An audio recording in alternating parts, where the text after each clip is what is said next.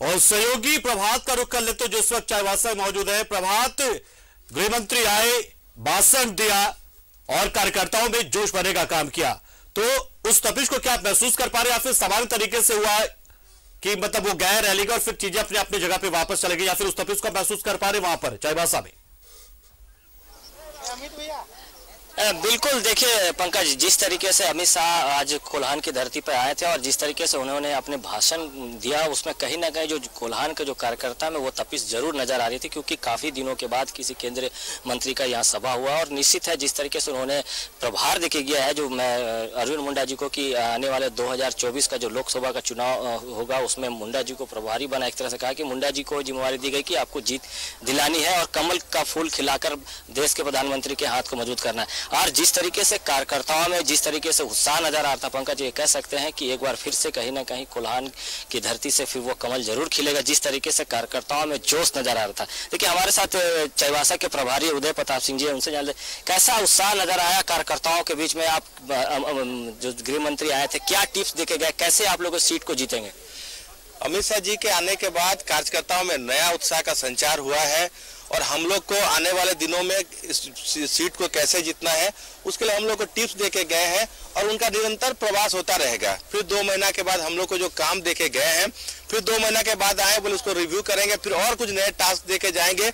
हम लोग को बोला गया कि आप लोग गांव में जाइए, संगठन को मजबूत कीजिए, गांव के लोगों से मिलिए, गांव की समस्याओं को जानिए और भारतीय जनता पार्टी नरेंद्र मोदी की सरकार क्या क्या जन कल्याणकारी योजनाएं कर रही है उसके बारे में लोगों को बताइए। तो आज के दिन में जो हमारे साथ कोर कमेटी की बैठक हुई उसमें उसके बाद कार्यकर्ताओं में एक नया उत्साह है और आज आप रैली में देखो कि हजारों की संख्या में लोग जुटे।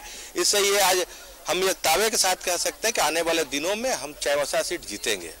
देखिए पंकज, ये प्रभारी जिस तरीके से बात कर रहे हैं कि जो टिप्स देखे गए हैं कि आने वाले समय में हम ये सीट जरूर जीतेंगे, लेकिन अमित शाह अपने संबोधन में एक बात जरूर उन्होंने कहा कि जो 1932 के खतियान की बात करें और पूरे कोल्हान 1964 में सर्वे हुआ, तो ऐसे में आप कैसे नौकरी दीजिएगा 1932 के आधार पर? तो इसको कहीं ना कहीं उन्होंने भाषण में कहा कि 1964 का जो अगर भारतीय जनता पार्टी अगर आप यहाँ से जिता कर भेजते हैं तो आने वाले समय में हम युवाओं को नए रोजगार देंगे और 64 का जो और 32 का जो खतियान का पेच फंसा है उसे भी खत्म करेंगे।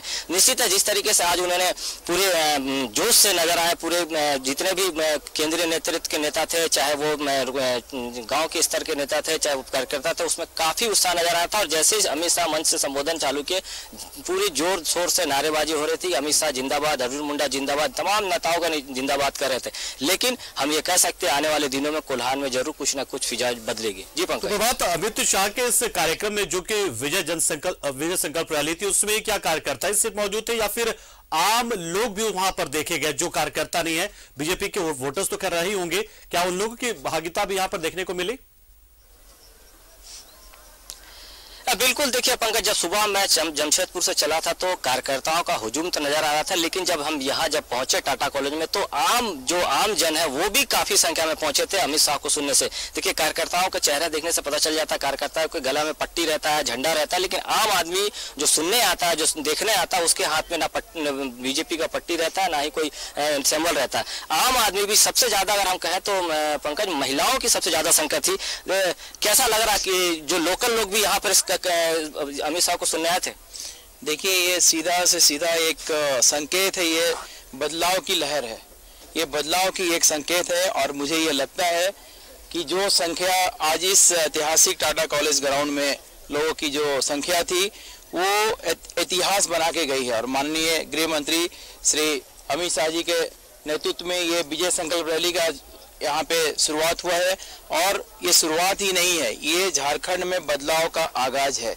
और ये आप सुनिश्चित लोगों को मैं करा देना चाहता हूँ कि जैसी ये भीड़ आज हमारे कार्यकर्ताओं और हमारे यहाँ के आम जनता ने जो अपना उत्साह दिखाया है, इससे सीधा से सीधा संकेत मिलता है कि झारखंड में एक बदलाव की लहर आज से शुरू हो गई है माननीय गृह मंत्री जी के इस दौरे से।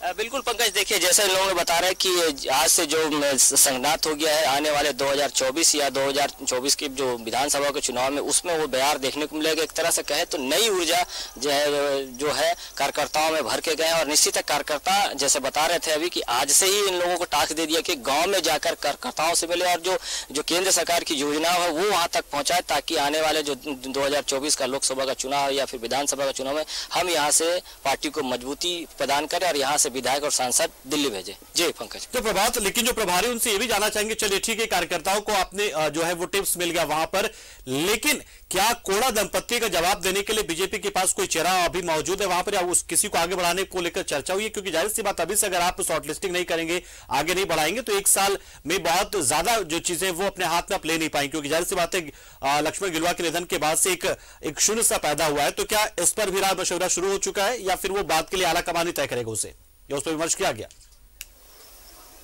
बिल्कुल बिल्कुल बिल्कुल पंकज, जो आज जो कोर कमेटी की बैठक अमित शाह ने लिया है उसमें ये निश्चित है तौर पर यह तय की गई होगी कि कोड़ा दंपति को का विकल्प जो है वो तलाशा जाए और कैसे दमदार प्रत्याशी को दिया जाए, ताकि जो कोड़ा दंपति यहाँ पे अपना पिछले कई वर्षों से वर्चस्व है उनका, एक तरह से कहे तो सांसद भी हैं और कई बार वो विधायक भी रहे, तो उसको लेकर कहीं ना कहीं जो कार्यकर्ताओं के साथ में जो कोर कमेटी के जो बड़े नेताओं के साथ बैठक उसमें तय होगा। और अभी फिलहाल इसकी तो कोई घोषणा नहीं की गई कि आने वाले लोकसभा का चुनाव में कौन प्रत्याशी होगा, लेकिन ये जरूर बैठक में तय की गई। और अभी थोड़ी देर पहले यहाँ पे जितने सांसद आए थे पूरे झारखंड से, वो सांसदों के साथ में अर्जुन मुंडा की भी बैठक हुई। निश्चित है इन लोगों को टास्क दिया गया है और आने वाले समय में ये भी सामने आ जाएगी कि आखिर लोकसभा का प्रत्याशी कौन होगा। जी पंकज।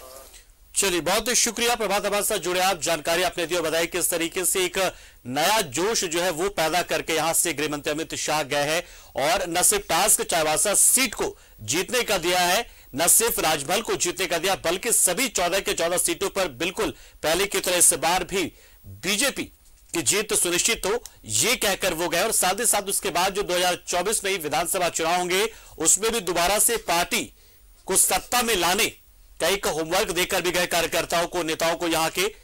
तो ये बहुत अहम दौरा था, कहीं ना कहीं शंखनाद आप इससे कह सकते हैं, लोकसभा चुनाव का भी विधानसभा चुनाव का भी। तो ये चुनावी दौरा ही था और इसलिए विजय संकल्प रैली के नाम से ये जनसभा हुई और यहां पर गृहमंत्री अमित शाह ने संबोधित किया।